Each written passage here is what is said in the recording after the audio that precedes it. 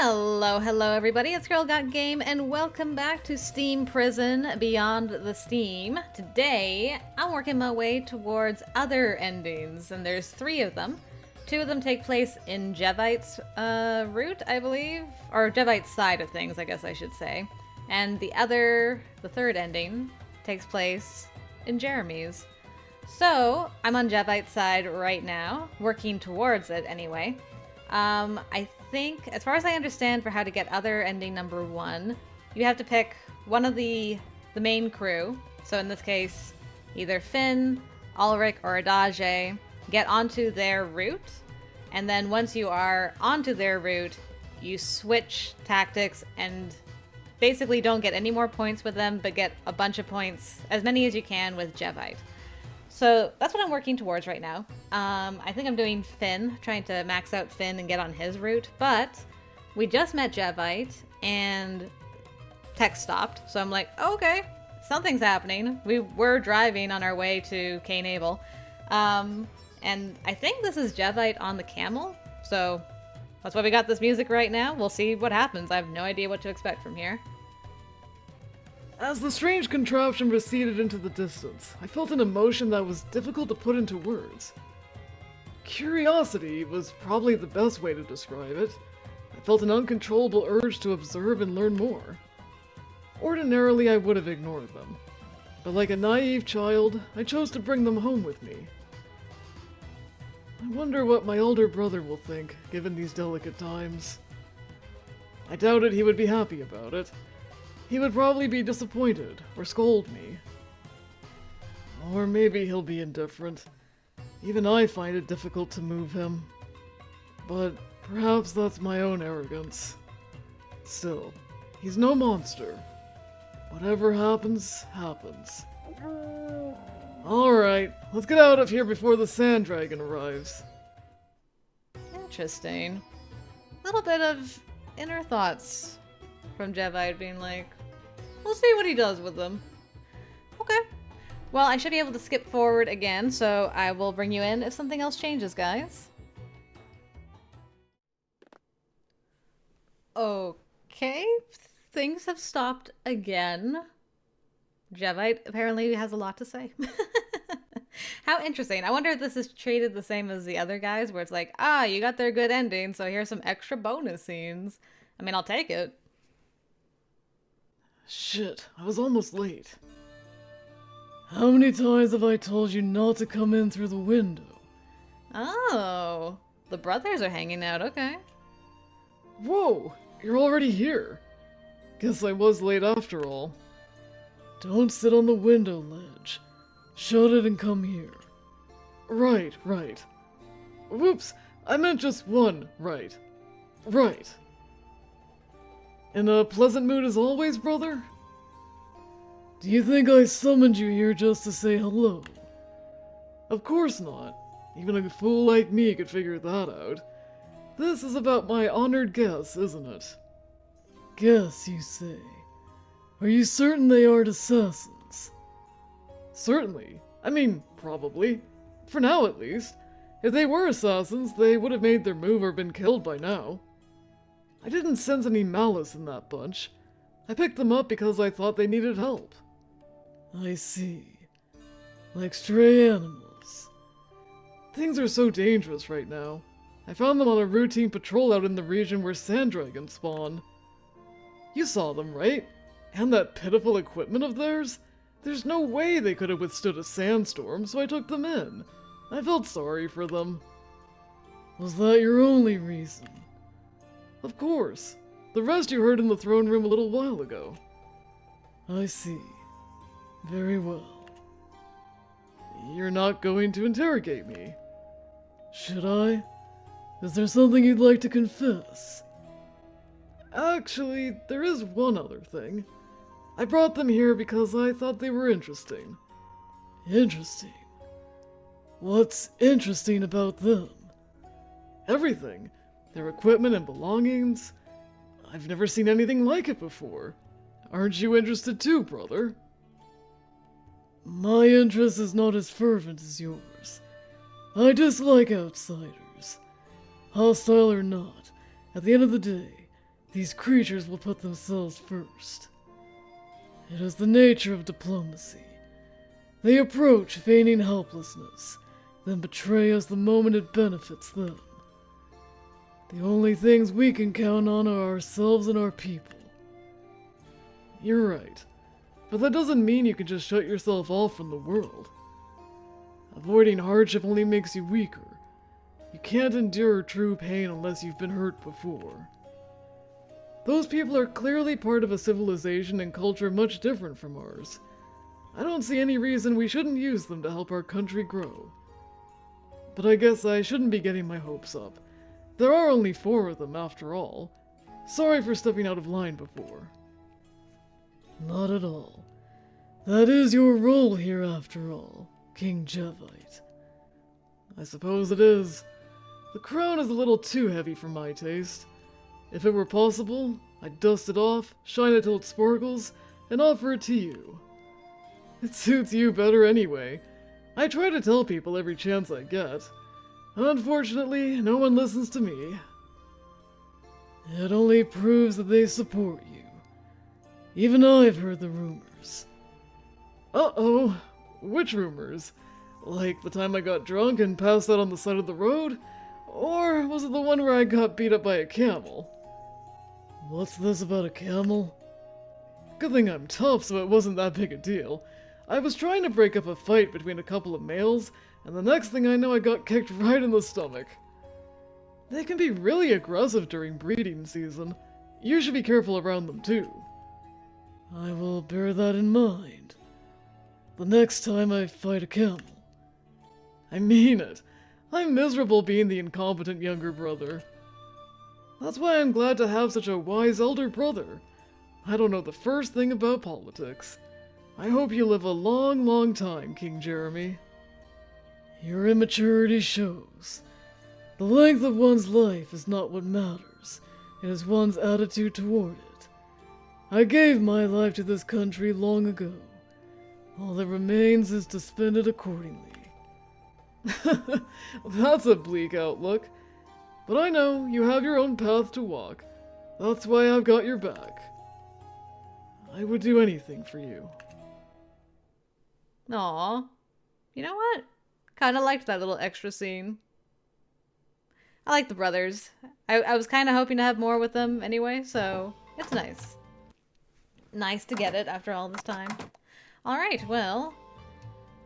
Time to start breaking Finn's heart now that we're on his route. So, you know what? Since you're here, we'll do this little one, because last time I said you're important to me, but now you're a little brother. How do you like them apples, Finn? Because you're like a little brother to me. Little brother? Yes. Although I'm an only child, so I don't have anything to judge it by. But that's how I see you. I think if I had a little brother or sister, I'd want to take care of them like this. I see. You have a little brother, don't you? I'm jealous. Oh, really? I wish I were an only child. It's hard having a little brother who's better than you at everything. Always being compared to him. Finn, I feel you. It sucks a lot of the time. I'm in awe and also like, man, I'm supposed to be the cool older sibling. Dang it all. Yeah, but still, I've always wanted to have a sibling of my own. We all get compared to others in countless ways, at school and in the real world. At least having a blood sibling would give you someone to share that pain with, wouldn't it? I guess that's probably just sounds like a silly fantasy to you. But no matter what happens, at least I have you. You're the little brother I always wanted. So that's really how you think of me, huh? Does that bother you? Not at all. Whatever makes you happy. Yeah, that shattering you're hearing, Cyrus. That's Finn's heart, just so you're aware. No big deal. It's fine. Alright, I shall skip ahead again and bring you guys in when something else changes. Okay, Another Finn choice has come up. Last time we said, I'm glad you became a police officer. What does he write about though? Oh, being better at fixing broken clocks and things. Which is a fact, actually. Going off of his OG route in Steam Prison. You may be right. Everyone has different strengths. Maybe I can get you to work on our place once we're back in the Heights. I've noticed for a while now that the paint could use a touch-up here and there. I'll happily assist if you think I can be of service. Okay, is that that? That is that. Okay, well that was short and sweet. Onwards I go again, one more time. See you in a bit. Okay, so we've basically reached the end of the Jevite path. I did the 2 ups with him in affection, if I can get it to show up. Status, I think. So this is what it looked like at the end. Stopped with Finn. Did the 2 best options with Jevite after getting onto Finn's route. And everything else played out the same after the last thing I showed you. So now Maeve is dead. Jevite's coming back with us. And text has stopped. So I think we should have triggered other ending number 1. Early morning, several days later. Oh, Jevite. Why do you have a camel? Are you going somewhere? You could say that. And what about you? Sword training? Yes. Well, actually, I'm just finishing up. There isn't much I can do on my own. Why not ask your friend Finn to join you? It's too early for him. Really? I guess even his devotion to you has limits. Well, anyway, forgive me if this sounds awkward, but if you've got time, would you like to come with me? Where are you going? Not too far. Suspicious. Let's go. And we were never seen again. Into the desert, eh? I'm impressed. You're a natural. Is this really your first time riding a camel? Well, I have some experience with horses. I wasn't very good at first, though. But I realized getting around the depths would be a lot easier if I could ride on my own, so I made it a point to learn. Oh, I guess that's true. Do they not have horses in the Heights? I haven't actually... I can't remember now. But anyway, alright, so she learned how to ride a horse. Cool. You did well. It's a useful skill to have. It is. Eventually I figured out that it wasn't the riding I was struggling with, it was the horses. Not to make excuses, but I was still a child when I first started learning. I didn't have enough respect for the animals, and they didn't seem to like me. I think that's what gave me the impression I was bad at it. Okay, so they do have horses in the Heights. She tried to learn as a child and was like, me and the horses just don't get along. Once I started making an effort to treat them right, I found that riding came easily. Children can be like that. Is there anything you're bad at, Jevite? Of course. I'm only human after all. Does not elaborate further. Cool. We're here. Thanks for coming with me. Did you just want to see everything from a bird's eye view one last time? I followed Jevite's lead and dismounted my camel. Wow. Isn't the view breathtaking? This is one of my favorite spots. The sunrises here are particularly beautiful. A few rays will start peeking over the horizon from that direction, and then bit by bit they drive away the darkness. The freezing cold slowly vanishes.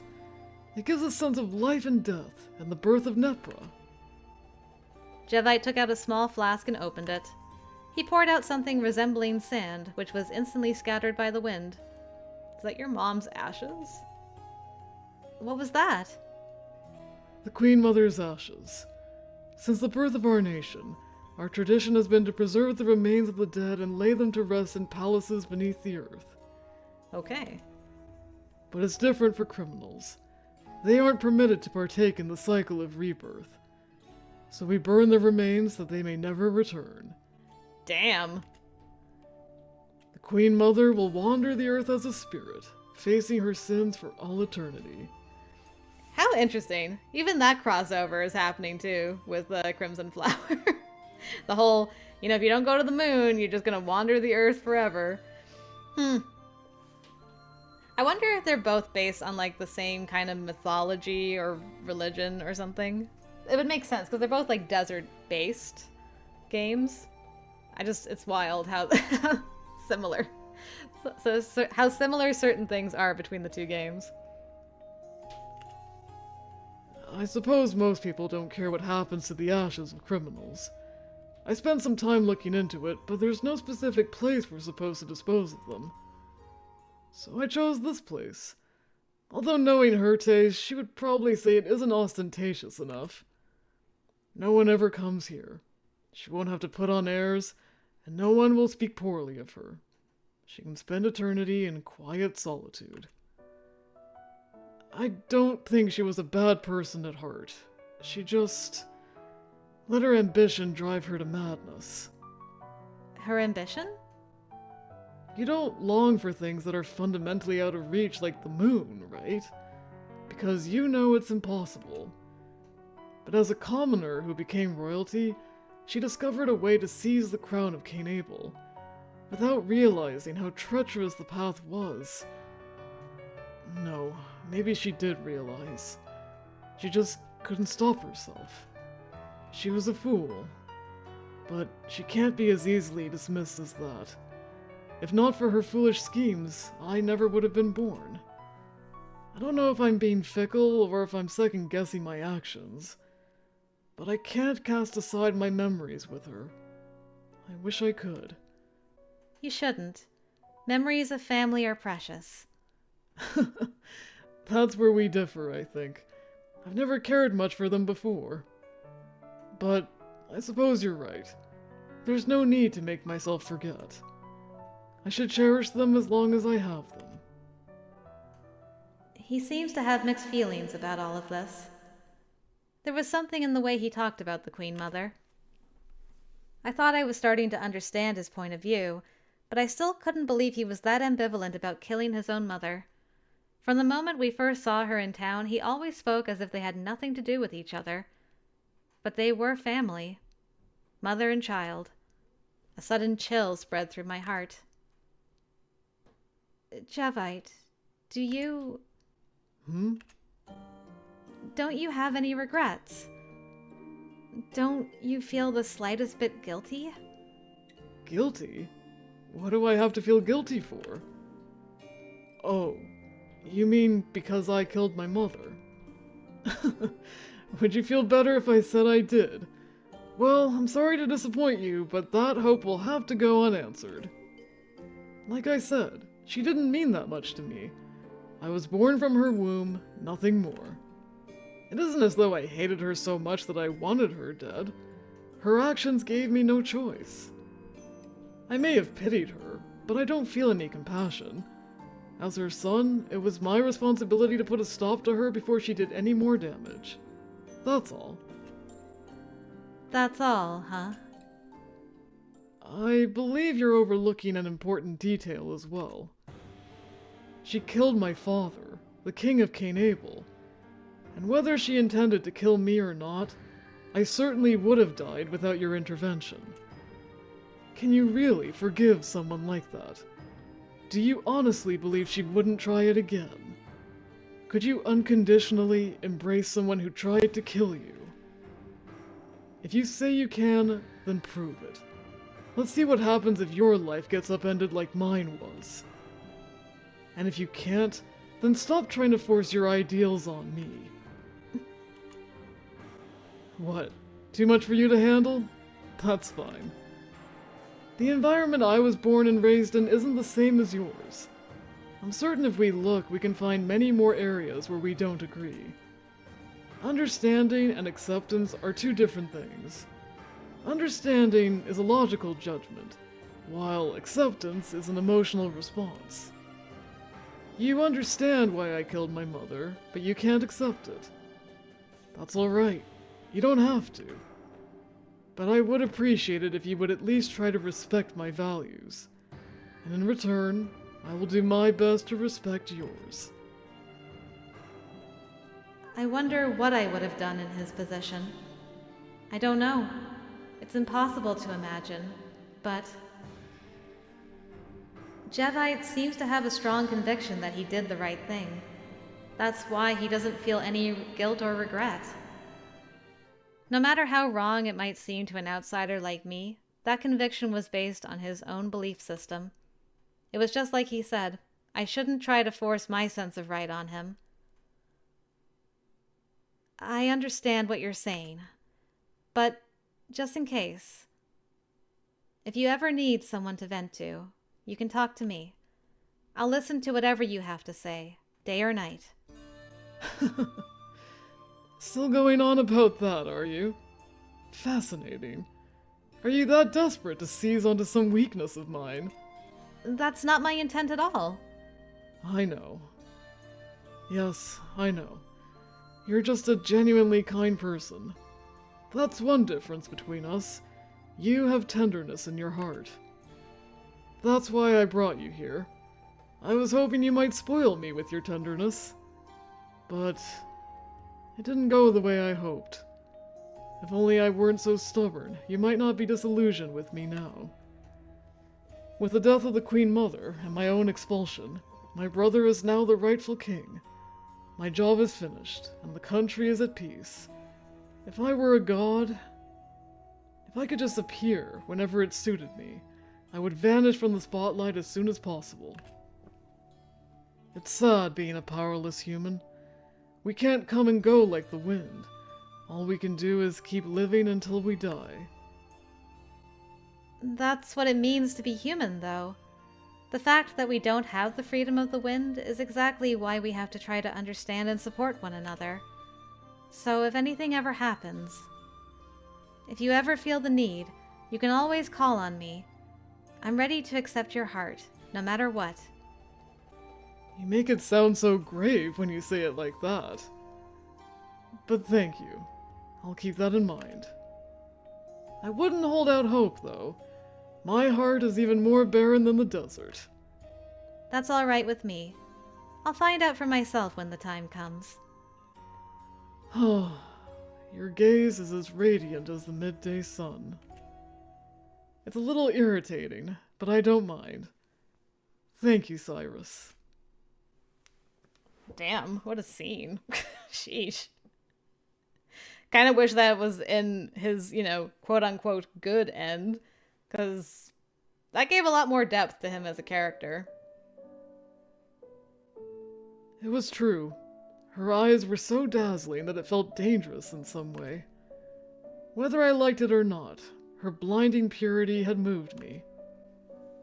I don't have any guilt or regrets. I've already put the decision behind me and accepted the consequences. I didn't do it because she was a fundamentally bad person.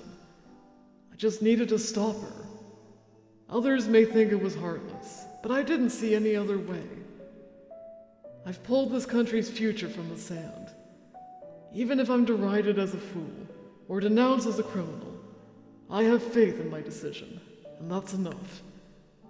And if I do come to regret my actions one day, well, that's just the nature of murder. But I wonder if things might have been different if I had met you sooner. I can't stop thinking about it. My one regret is my inexperience. Yeah, who knows? We are a culmination of our experiences, after all, and the people in our lives. How interesting. What an interesting ending. Because, yeah, definitely seems like he's not pushing for romance like he was in his good ending. He's just... This was more... This felt more realistic, I think. As far as Jevite and Cyrus's relationship is concerned. Just with her being like...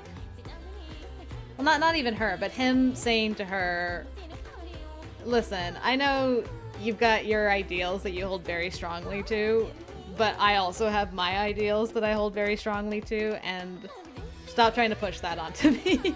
And she's like, okay, I acknowledge this. And he's also just like, you know what? You should probably stay away from me because I've got a desert heart. And she's like, you know what? I'm still gonna give you a chance. I'm gonna take the time, and I'll see what conclusion I draw. So it's interesting. It was a very interesting ending.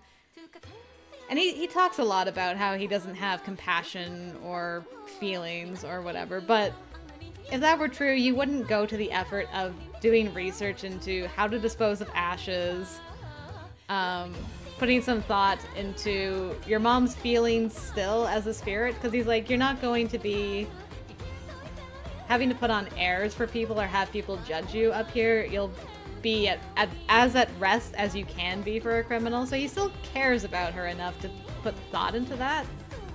He didn't just like throw it into a random puddle or something, you know, or just leave the ashes for someone else to deal with.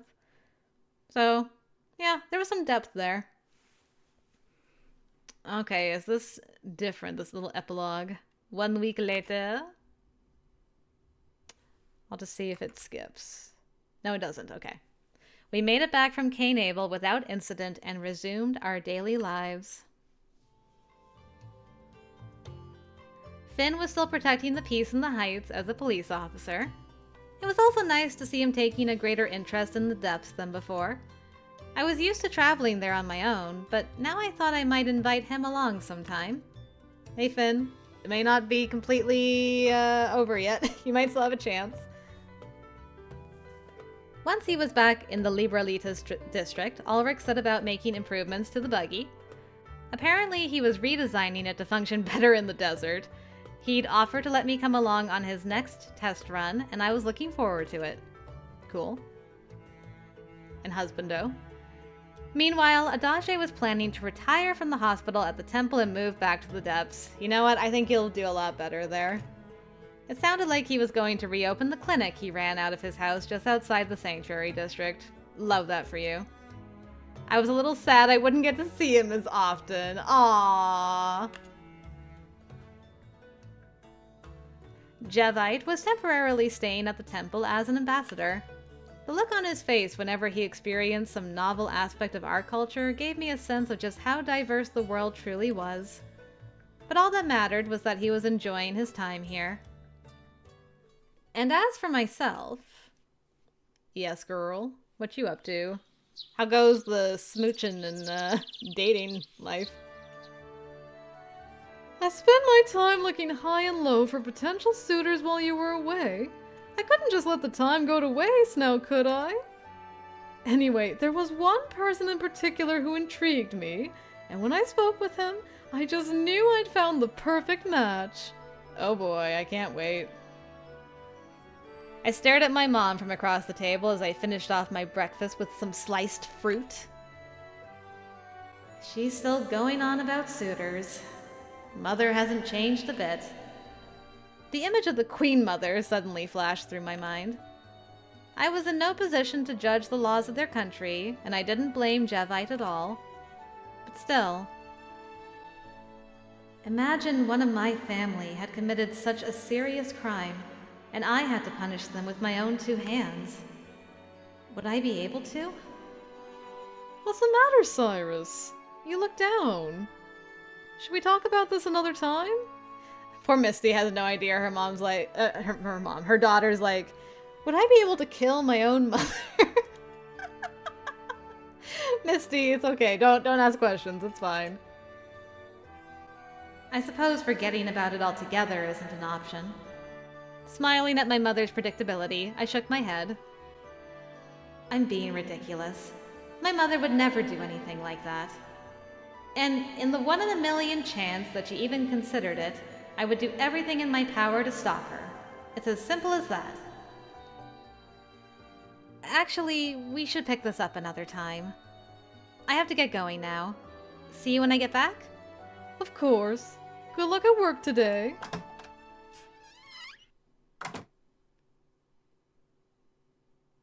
He's stopping by this evening. I wonder if I should have at least mentioned his name. Mom, who is it? Mom! Don't leave me in anxious suspense like this. Oh? You need to take off early today, Finn?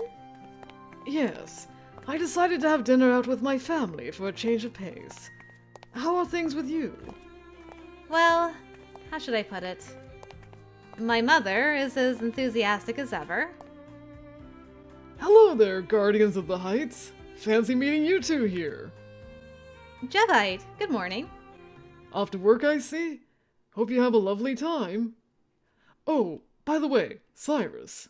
It's you? Really? Is it? I'm looking forward to this evening. Damn, right in front of Finn too, eh? You just had to twist the knife right in front of Finn's face. Damn. Misty, how did you even talk to this boy? What are your connections exactly? I have so many questions. Huh? What? I happened to run into your mother the other day.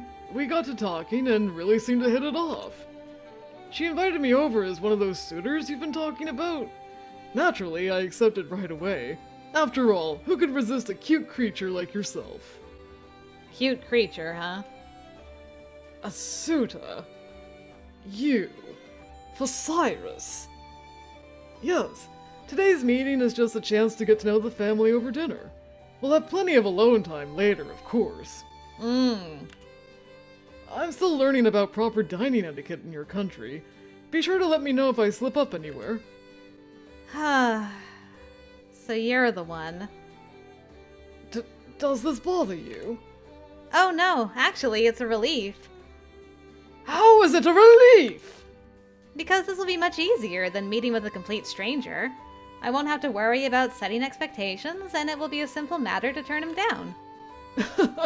You're already planning to turn me down, and here I was taking this seriously. I've met with many of the women here, but I have yet to find anyone as charming as you. They're out there. The fact that you haven't found any just means you're not trying hard enough. You know, Finn, you can take your own advice sometimes. What, are you saying that Cyrus isn't charming? That's awfully rude. She's standing right here. No, Finn is right. I don't have the slightest bit of feminine charm. I didn't mean it like that. Cyrus is an incredible, wonderful woman, and too good for a smooth talker like you. I get that a lot. I guess it's how I come across to people. But you should know that once I fall in love, I won't have eyes for anyone else. Sorry. Too much? Finn's reaction was priceless, though. If you're so bothered by it, then why don't you join us for dinner? I'm certain her mother wouldn't mind. That would be so awkward. Then that puts me one step ahead of you. Fine. I've changed my mind. I'll be there. What about dinner with your family? I can reschedule. It's not like it's an anniversary or anything. I can't afford to lose here. I don't really understand, but hang in there, I guess. I will. You're both adorable. Interesting. How interesting. I'm so curious. I am gonna do some science just to see if the boy that comes to dinner is different depending on if you did like the Finn route or the Adage route or the Ulrik route, or is it always Finn in this instance? Because I'm like, it's a little too convenient how well that kind of worked out.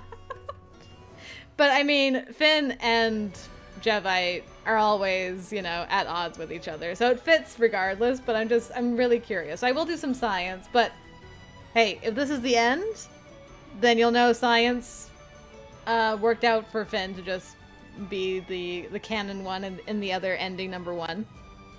And in that case, I will say thank you guys very much for joining me. I hope you enjoyed the first of our other endings. Next time we'll do other ending number 2. Hope to see you there.